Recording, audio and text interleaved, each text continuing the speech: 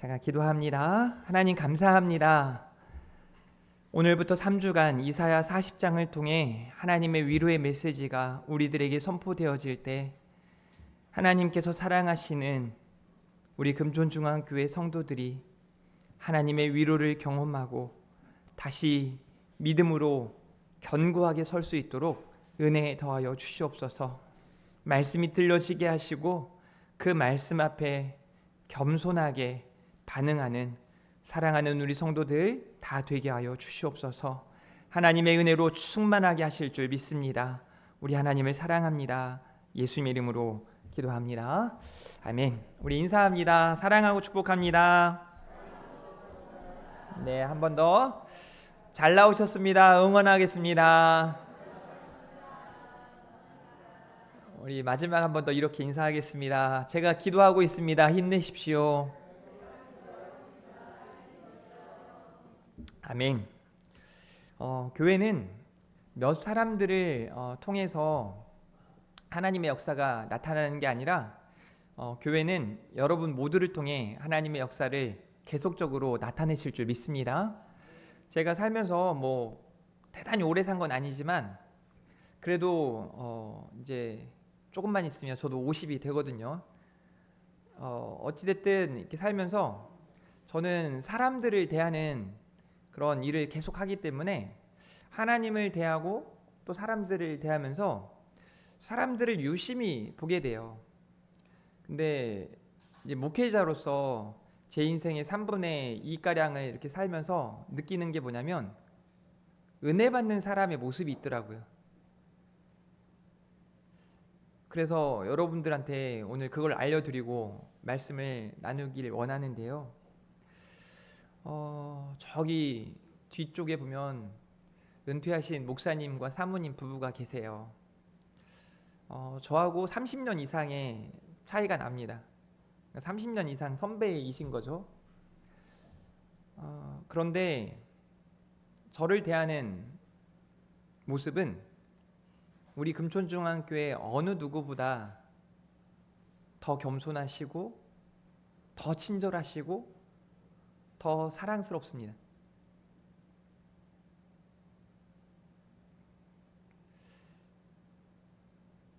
우리가 하나님 앞에 설 때 나의 태도, 나의 자세는 어떠한가? 내 마음과 내 생각은 어떠한가? 내가 지금 예배할 때 하나님을 향한 기대와 소망이 있는가? 사람들은요, 내가 이 사람을 존중하고 사랑하는가? 내가 이 사람에 대해서 별 관심이 있는가 없는가? 내가 이 사람을 미워하고 싫어하는가에 따라 태도가 달라집니다. 자세가 달라져요. 근데 그건 예배 시간에도 동일합니다. 예배 시간에 하나님에 대한 태도, 그 태도가 올바른 사람들은 하나님의 은혜를 정말 폭포수 같은 하나님의 은혜를 경험하게 됩니다. 문이 활짝 열려진 곳에 더 많은 공기가 들어갈 수 있고 더 많은 은혜들이 채워지는 거죠. 자꾸 마음의 문을 닫아요.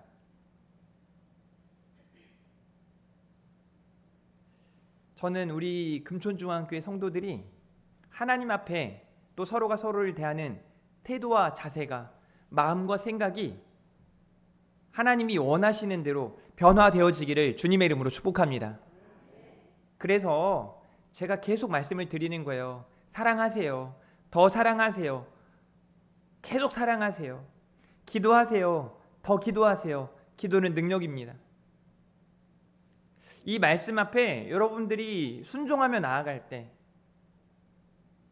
하나님은 여러분 각 사람을 통해 역사하실 줄 믿습니다. 여러분들을 통해 역사하시기 위해 여러분들을 회복시키시고 새롭게 하실 줄 믿습니다. 그 은혜를 사모하며 나아가는 이 아침 되기를 주님의 이름으로 축복합니다. 10년 전 정도 된 것 같은데요. 제가 부교육자로 마지막으로 사역하던 교회 학생회장이 오늘 예배 자리에 왔는데 나이를 물어보니까 이제 26이래요.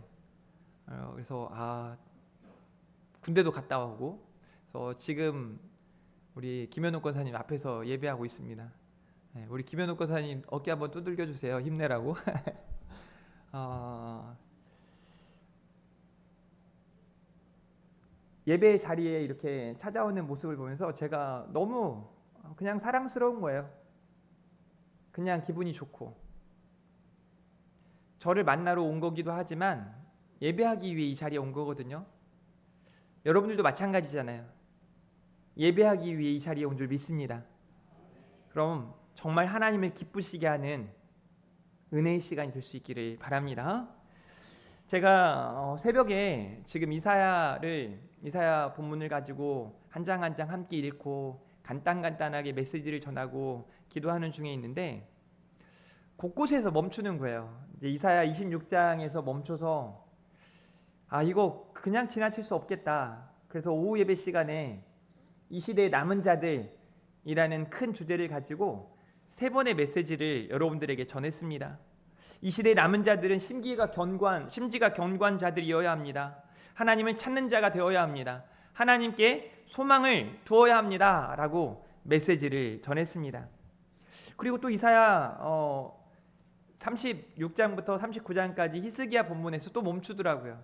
그래서 이제 그 본문을 가지고 나중에 부흥 집회를 한 번 더 하려고 계획하고 있고, 그리고 나서 이사야 40장을 딱 폈는데 또 멈췄어요.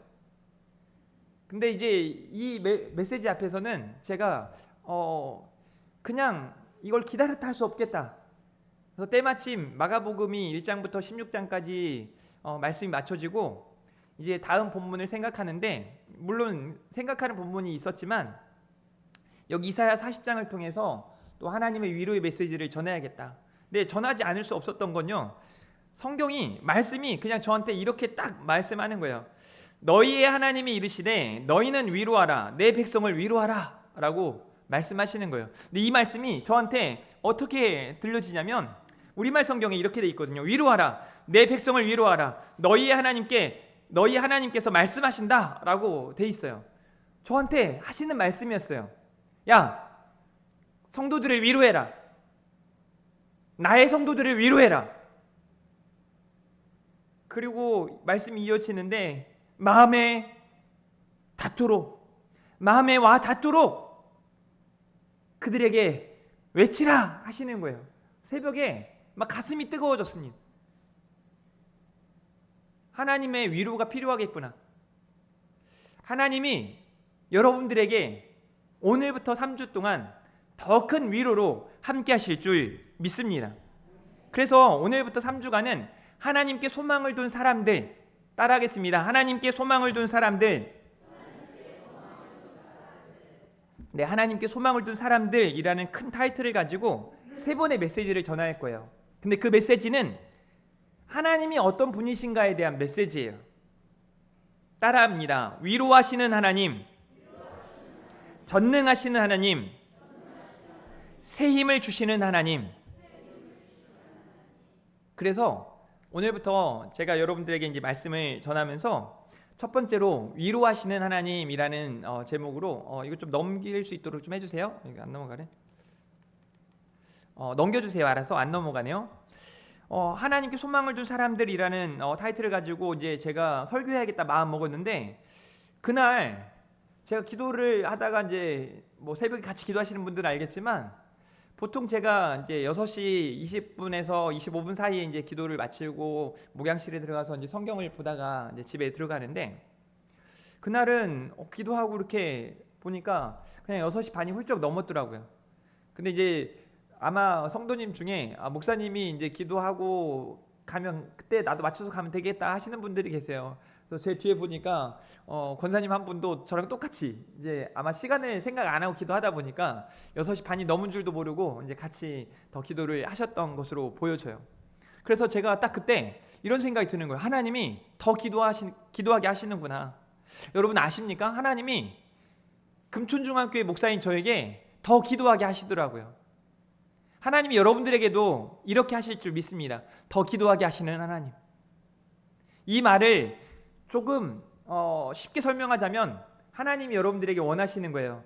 나랑 좀 더 얘기하자. 나랑 조금 더 교제하자. 나랑 더 많이 함께 하자라고 하시는 거죠. 하나님이 여러분들에게 원하시는 이 메시지 앞에 여러분이 믿음으로 반응할 수 있기를 주님의 이름으로 축복합니다. 그래서 오늘은 위로하시는 하나님이라는 큰 제목을 가지고 함께 말씀을 나누는데요. 바로 1장 1절 말씀, 40장 1절 말씀, 그 말씀을 통해서 너희는 내 백성을 위로하라 라는 메시지를 함께 나누기를 원합니다. 40장 1절 말씀 같이 읽어봅니다. 40장 1절입니다. 큰 목소리로 시작.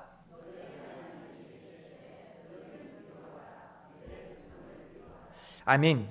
여러분, 이사야 40장의 본문의 시작은 39장까지 하고는 갑자기 이 화제가 전환되어져요.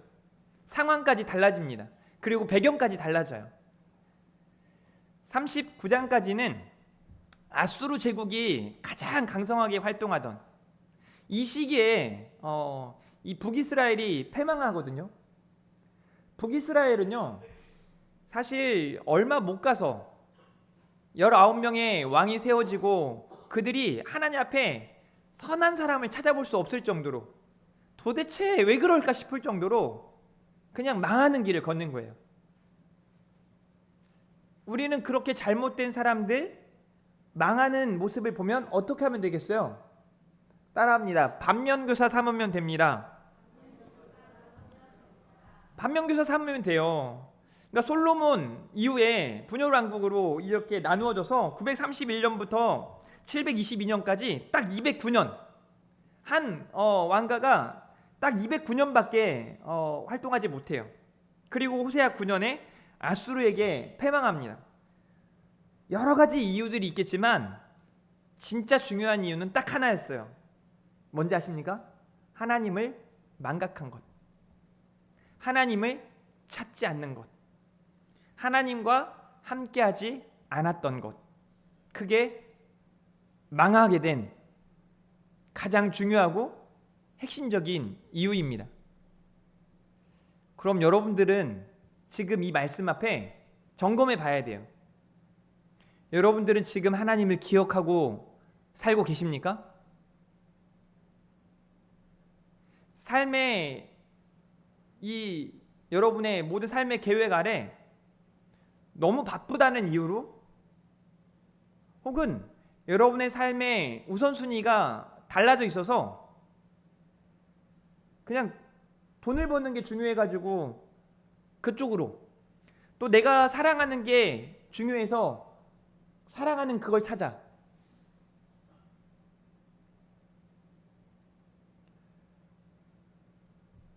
한 교회 목사님의 이야기입니다. 휴가 기간에 주일이 끼어 있었어요. 제가 이제 이번 주 지나고 다음 주에 우리 전도사님들 두 분이 계시는데 사실은 휴가가 별로 의미가 없거든요. 그런데 이제 휴가를 이렇게 보냈으면 좋겠다 싶어서 제가 주일 끼고 다녀오시라고, 두 분 다. 그리고 가고 싶은 교회 가서 예배도 하고 그렇게 하고 오시라고 주일날 이제 끼고 다녀오시라고 했어요. 그래서 이제 두 번째 주, 8월 두 번째 주는 우리 김 전도사님이, 그 다음 주는 송 전도사님이 한 번씩 외환보이나 하지 마세요. 우리 두 분 전도사님은 아마 어느 교회에 가서 은혜를 경험하고 또 이렇게 새롭게 또 교회에 와서 사역을 감당할 거라고 저는 확신합니다. 그런데 이제 이 목사님에게 휴가를 줬더니 주일날 교회를 안 가고 등산을 간 겁니다. 그리고 딱 하니 이제 페이스북에 주일날 등산 간 걸 자랑하듯이, 이제 거기까지는 제가 뭐 그분은 잘 모르는 분이니까. 근데 그걸 보고 한 목사님이 부럽다 그러시는 거예요. 저는 하나도 안 부럽던데요. 저는 지난번에 한번 주일을 병원에서 이렇게 있을 때 너무 속상하고 막 화가 났었어요. 교회 가서 같이 우리 성도님들하고 예배해야 되는데 그러지 못해서 이거 핸드폰으로 뭐 영상 예배하는 거 이거 뭐 안 되겠더라고요. 이거 그냥 그 환자복도 제가 새롭게 달라 그래가지고 갈아입고 단추도 다시 잠그고 가서 세수하기도 힘든데 세수 막 대충 하고 양치도 어렵게 하고 그 나름대로 최선의 자세를 가지고 예배함에도 불구하고 와 힘들더라고요. 그리고 그 다음 주에 와서 예배하는데 병원에 있다가 외출해가지고 예배하는데 와 그냥 너무 좋더라고요. 하나님을 내가 기억하고 하나님과 함께하는 삶을 살아가는가? 예배라는 건요 보여지는 하나님의 은혜를 경험하는 거예요. 예배 중에 하나님은 여러분들을 새롭게 하십니다. 예배 가운데 하나님은 여러분들을 통해 기뻐하시고 여러분들이 하나님으로 말미암아 기뻐하실 수 있도록 역사하실 줄 믿으시길 바랍니다. 제가 이 북이스라엘의 패망하는 과정을 본 남유다의 모습을 유심히 좀 살펴봤어요. 이제 이 이사야 본문이 쓰여질 때 이 내용이 우시야, 요담, 아하스, 히스기야 그러니까 남유다의 10대, 11대, 12대, 13대 왕이 활동하던 시기에 북이스라엘이 패망한단 말이에요. 그러면 여기 우시야 왕이 죽던 해 그게 배경이거든요. 이 우시야 왕이라고 하는 사람은 52년 동안 그러니까 굉장히 오랜 시간 동안 이 남유다를 다스렸던 왕이에요. 그런데 그때 경제적으로도 정치적으로도 아주 부국강성한 나라가 되었어요. 그런데 그 왕이 죽고 말아요. 침체가 찾아온 거죠. 위기가 찾아온 거죠. 그리고 요담, 아하스, 히스기야 왕이 이어지는데 특별히 아하스라는 왕이 정신을 못 차려요. 이 아수르의 이 공격, 그 위협 앞에 쩔쩔매는 겁니다. 성경이 질문하는 거예요. 세상을 의지할래? 눈에 보이는 바벨론을 의지할래? 눈에 보이는 강한 그 무엇을 의지할래? 아니면 살아계신 하나님, 전능하신 하나님을 의지할래? 심지어 하나님이 말씀하세요. 이 아하스 왕 때 임마누엘 그 하나님의 메시지가 그에게 전해집니다. 임마누엘이 뭐예요? 하나님이 우리와 함께 계시다 함이라. 예수 그리스도를 보내시겠다라는 약속의 메시지가 그때 전해지거든요. 그러면 하나님만 바라보면 되는 거예요. 지금식으로 이야기하자면 여러분이 어떻게 하나님의 위로를 경험할 수 있냐면 위기가 찾아왔어요? 문제가 있습니까? 사실 인생을 살다가 보면 매사가 근심이고 걱정이지 않습니까? 뭐 하나 잘 됐다 싶으면 또 다른 근심이 찾아오고 괜찮은 것 같은데 또다시 위기가 찾아오는 게 반복되지 않습니까?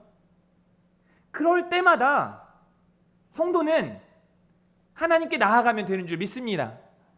하나님의 위로를 경험해야 하는 줄 믿습니다. 하나님을 찾으면 되거든요. 그런데 이 아하스는 하나님을 찾지 않아요. 세상을 의지합니다. 왜냐하면 눈에 보이거든요. 강해 보이거든요.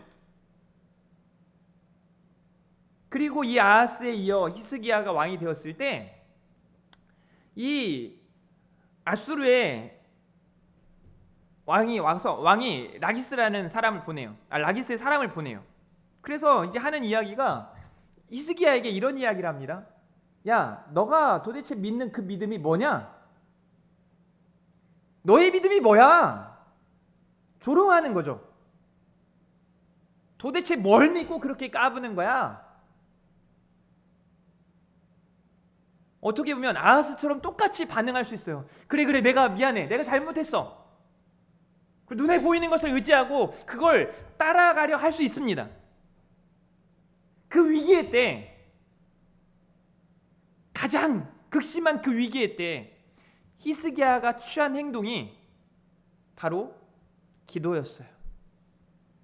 그래서 그 내용을 가지고 제가 여러분들에게 왜 우리 금천중앙교회가 기도하는 교회가 되어야 하는지, 왜 여러분들 한 분 한 분이 기도의 사람이 되어야 하는지를 아주 힘있게 전하기 위해서 지금 준비하고 있어요. 그리고 히스기야 이 이야기가 마치는 마지막 부분에 이렇게 이야기합니다. 39장 8절이에요. 히스기야가 이사야에게 이르되 당신이 이른 바 여호와의 말씀이 좋소이다 하고 또 이르되 내 생전에는 평안과 견고함이 있으리로다 하니라 라고 말합니다. 근데 이 말씀을 언제 하냐면 7절. 또 내게서 태어날 자손 중에서 몇이 사로잡혀 바벨론 왕궁의 환관이 되리라 하셨나이다. 그러니까 아수르 제국이 강대하게 활동하던 그 39장까지의 배경에서 40장부터는 바벨론의 이 제국에 이게 패망할 것을 이야기하고 포로가 되어지고 끌려가는 그때까지 훅 넘어가요. 그런데 그 백성들을 위로하시는 메시지가 먼저 선언되어지는 거죠. 너희 하나님이 이르시되 너희는 위로하라. 내 백성을 위로하라. 이 말씀은 무슨 말씀이냐면 아무리 봐도 저 인생들이 은혜 받을 자격이 없어 보이는 거예요. 하나님을 찾지 않는 겁니다. 하나님께 나아가지 않아요. 기도하라 외치지만 기도하지 않습니다. 하나님께 나아오라 하지만 하나님께 나아가지 않아요. 그냥 세상을 향해 자기가 원하는 곳을 향해 계속 나아갑니다. 그냥 끝간데 없이 가요. 그냥 안 알려줘도 막 죄를 너무 잘 짓잖아요. 아무리 봐도 자격이 없어 보여요. 해도 너무한 것처럼 보여집니다. 그런데 하나님이 이렇게 말씀하세요. 너희는 위로하라. 그리고 이렇게 말씀하세요. 내 백성을 위로하라. 저는 여기에서 마음이 완전히 무너졌어요. 아니, 내 백성이라고? 하나님을 망각해서 북이스라엘이 패망하고 정신 못 차리고 세상을 의지하고 바벨론을 의지하는 그들에게, 여전히 죄악 가운데 허덕이는 그들에게 하나님이 선지자를 통해 이렇게 말씀하시는 거예요. 위로해라. 위로해라. 내 백성, 내 자녀들을 위로하라 라고 말씀하시는 거예요. 이 내 백성을 위로하라는 이 하나님의 말씀이 오늘 여러분들에게 온전히 들려지기를 주님의 이름으로 축복합니다. 여러분들은 하나님의 자녀입니다. 그러니 하나님께서 여러분들을 위로하실 겁니다. 하나님의 위로가 여러분들과 함께하기를 주님의 이름으로 축복합니다.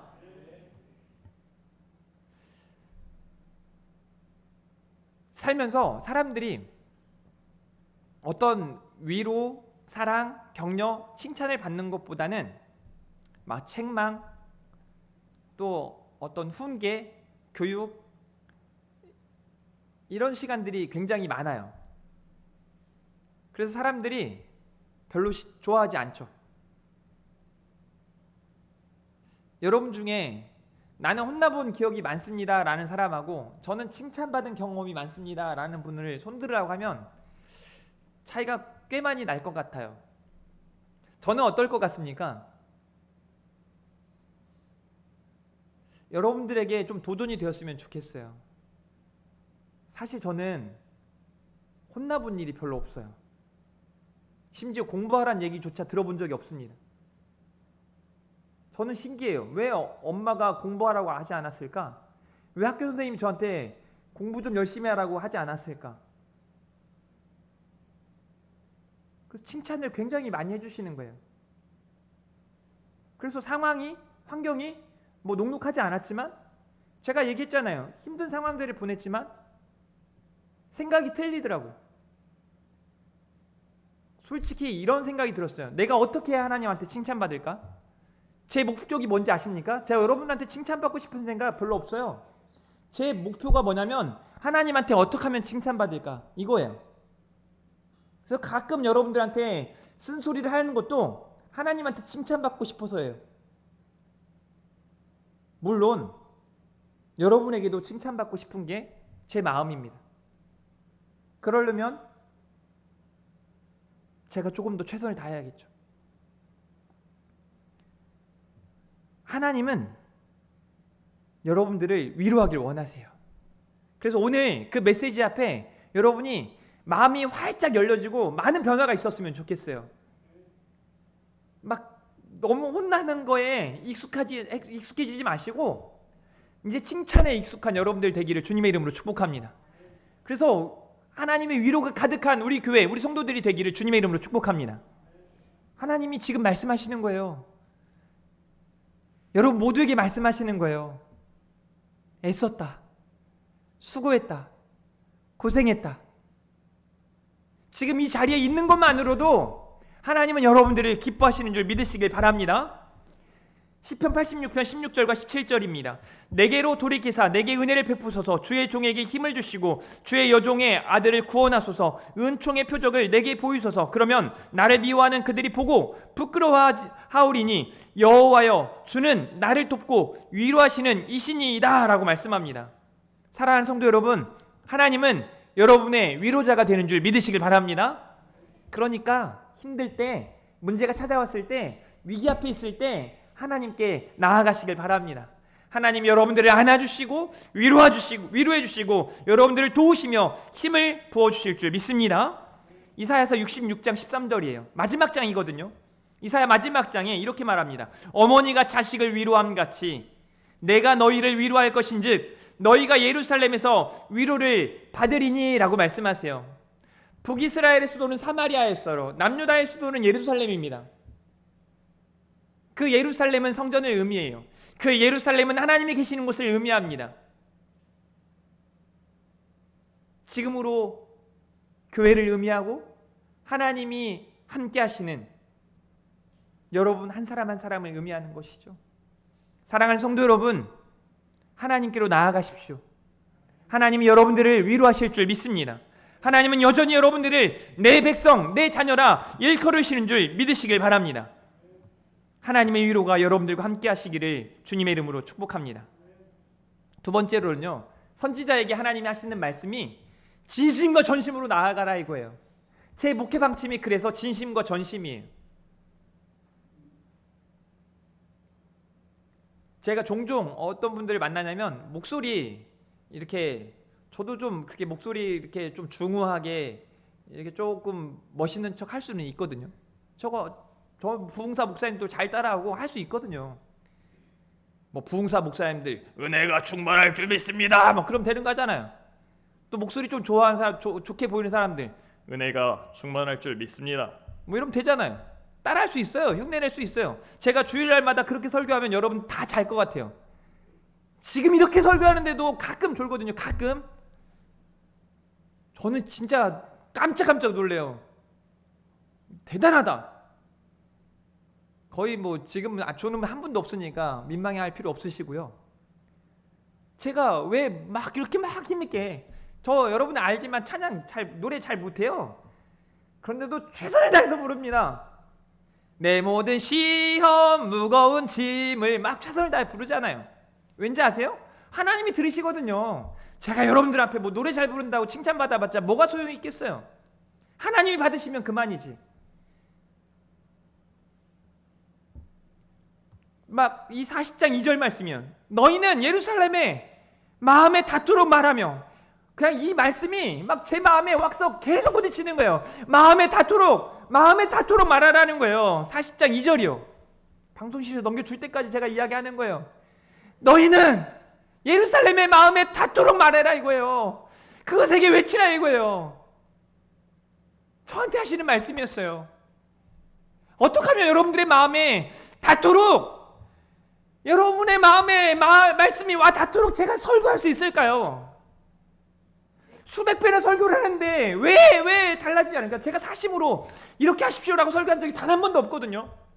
정말 성경 말씀 있는 그대로를 가지고 계속 설교하는데 막 한편으로는 왜 이렇게 변화가 안 되는 거야? 왜 안 달라지는 거야? 왜 계속 그러는 거야? 라는 생각이 들어요. 그런데 또 한편으로는 내가 부족하구나. 하나님이 부족할 리가 없거든요. 하나님의 말씀이 부족할 리가 없거든요. 영혼을 살리는 하나님의 소리로 제가 너무 부족한 거예요. 마음에 닿도록 설교하지 못한 거죠. 더 사랑하지 못한 거죠. 더 위해서 기도하지 못한 거죠. 그래서 이날 기도할 때 제가 운이라고, 명단을 보면서 더 운이라고 시간이 간 줄도 몰랐어요. 얼마나 더 눈물을 흘려야 할지 모르겠지만 저는 제가 목회하는 한 계속해서 여러분들을 위해 눈물을 흘릴 겁니다. 누가 더 끈기 있나 보자고요. 여러분 언제까지 변화 안 되실지 모르겠지만 제가 더 기도하고 제가 더 눈물 흘리고 하나님이 역사하시면 하나님이 여러분들 가운데 놀라운 변화를 허락하실 줄 믿습니다. 그렇게 한 사람 한 사람 변화되어지기 시작하면요, 제가 왜 어저께 감동이 됐냐면 혼자 그냥 계속 이러고 있으면 뭐 하겠어요. 근데 막 장로님들이, 권사님들이, 제가 막 기대하는 게 뭐냐면 막 어린아이들이 가가지고 거기다가 붙잡고 기도하기 시작할 때요. 여러분, 우리 교회에 여기 있는 청년들이, 여기 학생들이 기도 안 할 것 같은 누군가가 여러분의 손에 손을 얹고 기도하기 시작할 때,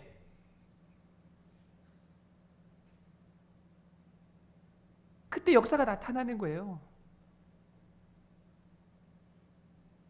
그때 여러분들에게 하나님은 눈물을 주세요. 하나님의 감동을 주세요.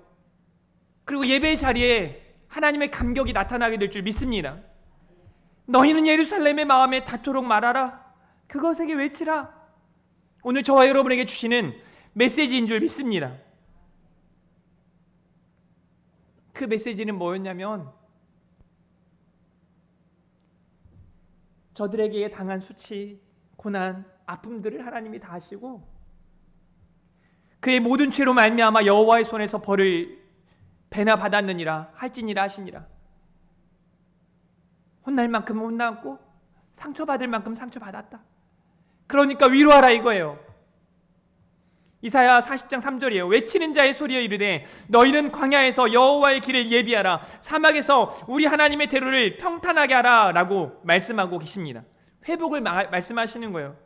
골짜기마다 도두어지며 산마다 언덕마다 낮아지고 고르지 아니한 곳이 평탄하게 되며 험한 곳이 평지가 되겠다라고 말씀하세요. 여호와의 영광이 나타나고 모든 육체가 그것을 함께 보리라 라고 하나님이 말씀하고 있으십니다. 그때 선지자가 이렇게 말해요. 내가 무엇을 외치리이까? 내가 무엇을 외치리이까? 저도 기도하면서 하나님, 제가 무엇을 전해야 합니까? 라고 하실 때 여기 이 말씀을 그대로 전하라는 거예요. 40장 8절 말씀이에요. 우리 하나님의 말씀은 영원히 서리라. 나라가 무너지고 사람들이 달라지고 꽃을 시들지만 하나님의 말씀은 영원할 것이다 라는 하나님의 말씀을 전하라는 거예요. 에스겔서 16장 6절이에요. 비슷한 상황과 환경 속에 내가 내 곁으로 지나갈 때 내가 피투성이가 되어 발짓하는 것을 보고 내게 이르기를. 그러니까 무슨 상황이냐면 이제 하나님의 백성들이 하나님을 망각하고 수치와 고난을 당하고 그냥 징벌을 받는 그런 상황이에요. 나라가 패망하고 포로가 되어지고 죽어가는 그런 상황 속에 너는 피투성이라도 살아있으라. 다시 이르기를 너는 피투성이라도 살아있으라.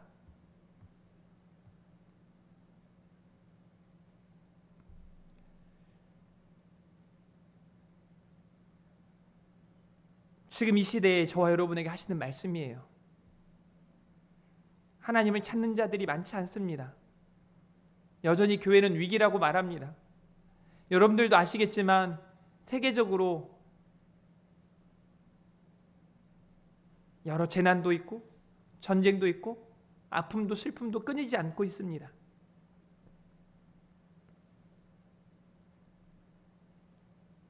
너는 피투성이라도 살아있으라.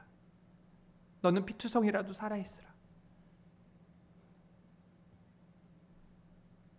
사랑하는 성도 여러분, 저와 여러분이 하나님의 위로를 진심과 전심으로 전할 수 있기를 간절히 바랍니다. 핵심 메시지는 바로 이겁니다. 너의 하나님을 보라. 한번 따라합니다. 너의 하나님을 보라. 이 말씀은 첫 번째 메시지, 내 백성을 위로하라는 말씀과 연결되는 거예요. 하나님이 나를 보라 하시니 여러분이 내가 바라보겠습니다 라고 말씀하시고, 많은 세상을 향하고 있는 사람들에게 하나님을 바라보라, 너의 하나님을 바라보라, 여전히 죄 가운데 있는 너를 내 백성 하나님의 자녀라 일컬으시는 그 하나님을 바라보라 하시는 겁니다. 그게 아름다운 소식이에요. 그게 바로 복음이에요. 40장 9절 아름다운 소식을 시온에 전하는 자여 너는 높은 산에 오르라. 아름다운 소식을 예루살렘에 전하는 자여 너는 힘써 소리를 높이라. 두려워하지 말고 소리를 높여 유다의 성읍들에게 이르기를 너희의 하나님을 보라 하라 라고 말씀하시는 거예요. 목회자가 이렇게 사역을 하면서 너무 힘들 때가 말씀이 들려지지 않는 것 같을 때, 성도들이 예배의 자리를 소홀하게 여길 때, 성도들이 기도하지 않을 때, 믿음으로 반응하지 않을 때, 세상을 향해 너무 막 그냥 계속 나아갈 때 너무 힘들어요.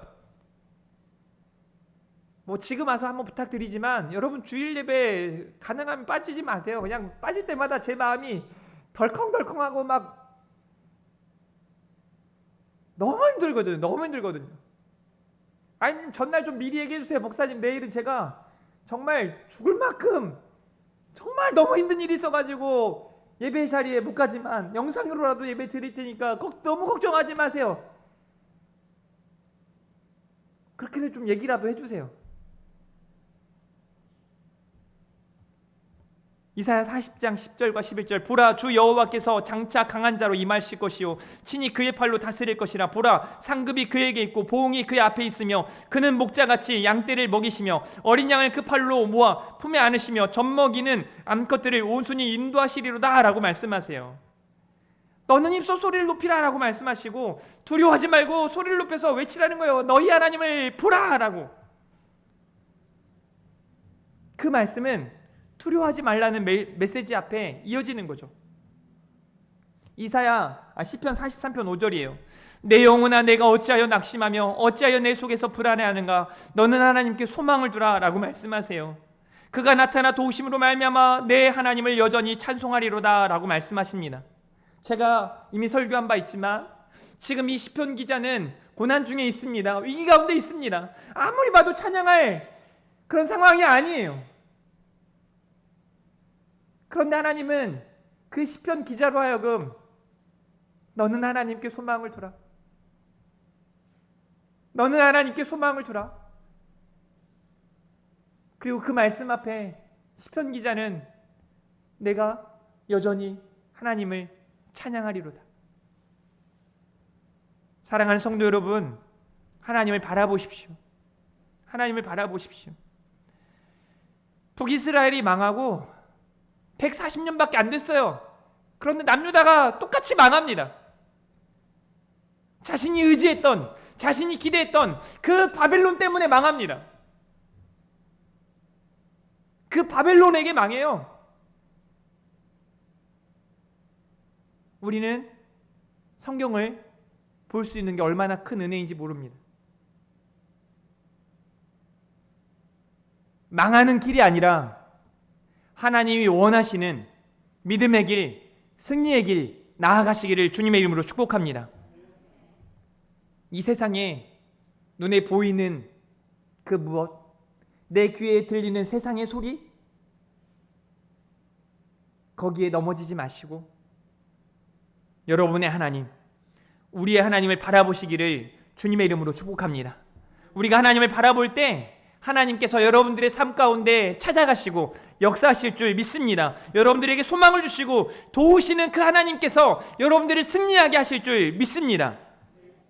그런 삶을 이번 한 주도 나아가시고 평생에 그 하나님을 찬양하며 찬양이 끊이지 않는 우리 교회, 우리 성도들의 삶이 되기를 간절히 바랍니다.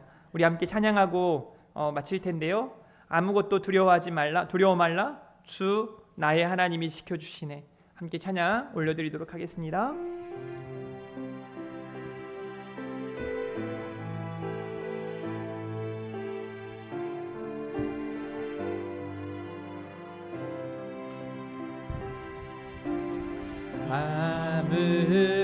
아무것도 두려워 말라, 주 너의 하나님이 지켜주시네.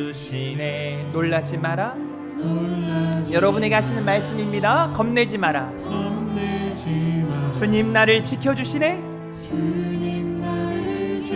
다시 한번 할 때는 주님 너를 아무것도 염려하지 두려워 말라. 주 너의 하나님이 지켜주시네. 너의 하나님이 지켜주시네. 놀라지 마라. 겁내지 마라.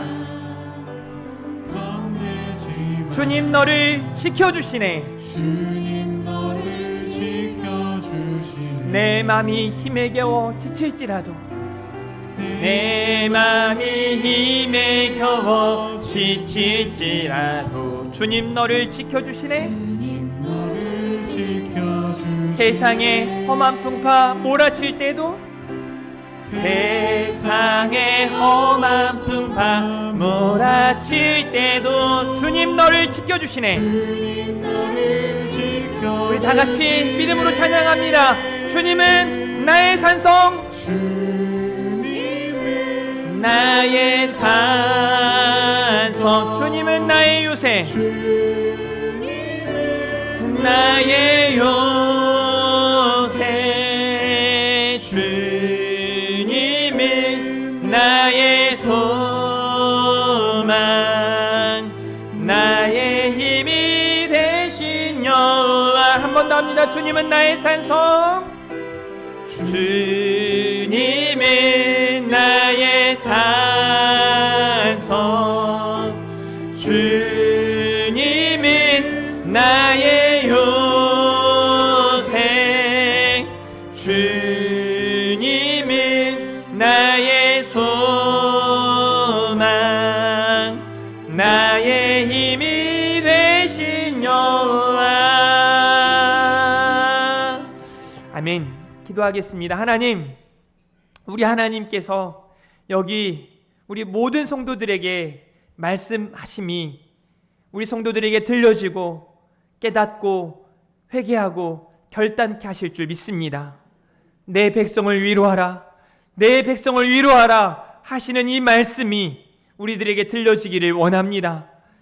저와 온 성도들을 여전히 내 백성 하나님의 자녀라 일컬어 주신 그 은혜에 감격하며 믿음으로 서게 하시고 그 말씀 부여잡고 세상을 향해 외치라는 그 말씀, 마음에 닿도록 전하라는 그 말씀 앞에 우리가 믿음으로 반응하길 원합니다.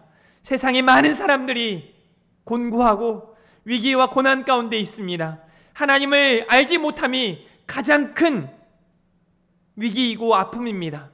우리로 하여금 아름다운 소식을 가지고 세상 가운데 진심과 전심으로 나아가게 하시고 너희의 하나님을 바라보라 선포할 수 있도록 하나님의 은혜로 함께하여 주시옵소서. 먼저 하나님의 은혜를 더욱 경험하게 하시고 하나님의 위로 앞에 우리 사랑하는 성도들이 회복과 치유와 능력을 경험하게 하시기를 원하고 소원합니다. 오늘 또 위로하시는 하나님을 바라보며 우리가 하나님 앞에 믿음으로 온전히 서게 하여 주시옵소서. 오늘 또 준비된 예물을 하나님께 드립니다. 드려지는 이 손길들마다 하나님의 위로로 함께 하시고 하나님이 채우시는 역사를 경험하게 하여 주시옵소서. 하나님을 사랑합니다. 예수님의 이름으로 기도합니다. 아멘.